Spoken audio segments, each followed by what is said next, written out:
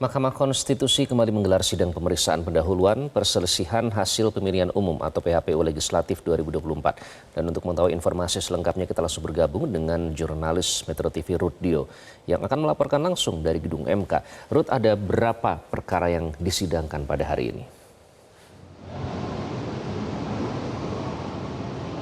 Ya, Iqbal dan juga pemirsa, hari ini adalah hari kedua pelaksanaan sidang PHPU dalam lingkup pilihan legislatif ataupun pemilu legislatif 2024.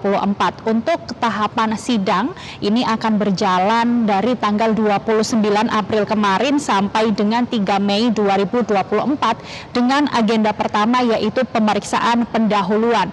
Untuk mempercepat waktu sidang dari tahapan PHPU ini, pihak daripada Mahkamah Konstitusi ini membagi 3 panel di masing-masing ruang persidangan gitu, karena dalam 3 panel ini akan menyelesaikan sebanyak 297 perkara.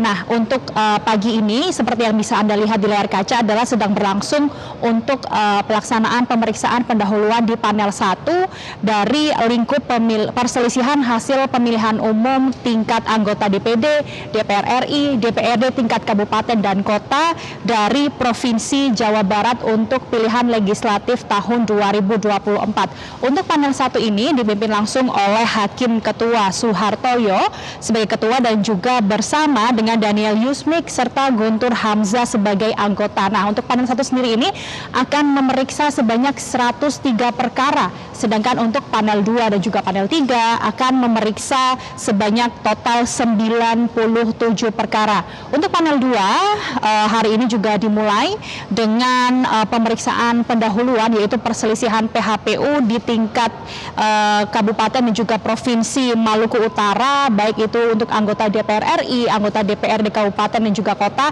Dan untuk panel 3 melaksanakan sidang PHPU di tingkat kabupaten kota di Provinsi Aceh, baik untuk anggota DPR RI, DPRD kabupaten dan juga DPRD kota. Untuk panel 2 ini diketuai oleh Saldi Isra dan juga bersama Hakim anggota Ridwan Mansur serta Arsul Sani. Dan untuk panel ketiga diketuai oleh Arif Hidayat dengan Anwar Usman dan juga Eni Nurbaningsi sebagai hakim anggota. Nah, kalau kita melihat memang di Mahkamah Konstitusi ini untuk Anwar Usman sendiri untuk perkara PHPU tidak bisa menangani ataupun memegang perkara dari Partai Solidaritas Indonesia.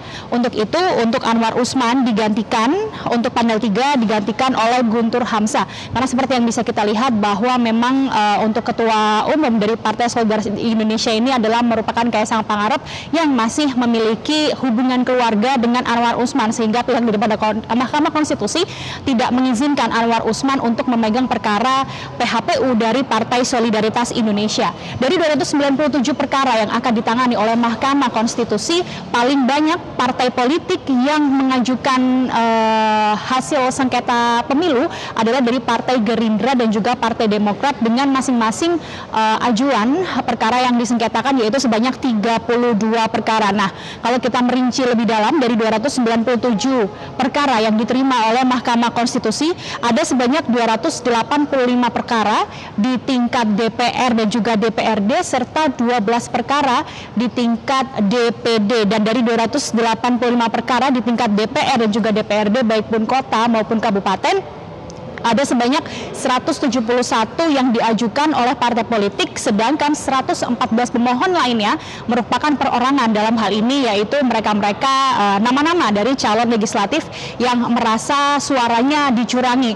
Mayoritas daripada para pelapor ataupun para pemohon yang mengajukan sengketa hasil pemilu ke Mahkamah Konstitusi ini adalah mereka yang merasa ataupun adanya dugaan perpindahan suara dalam proses rekapitulasi. Misalnya seperti Partai P3 yang berada di Banten ini berpindah suaranya ke Partai Garuda.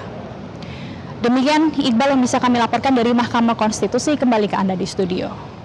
Baik, Rudio melaporkan langsung dari gedung MK. Terima kasih, Ruth. Jelajahi cara baru mendapatkan informasi. Download Metro TV Extend sekarang.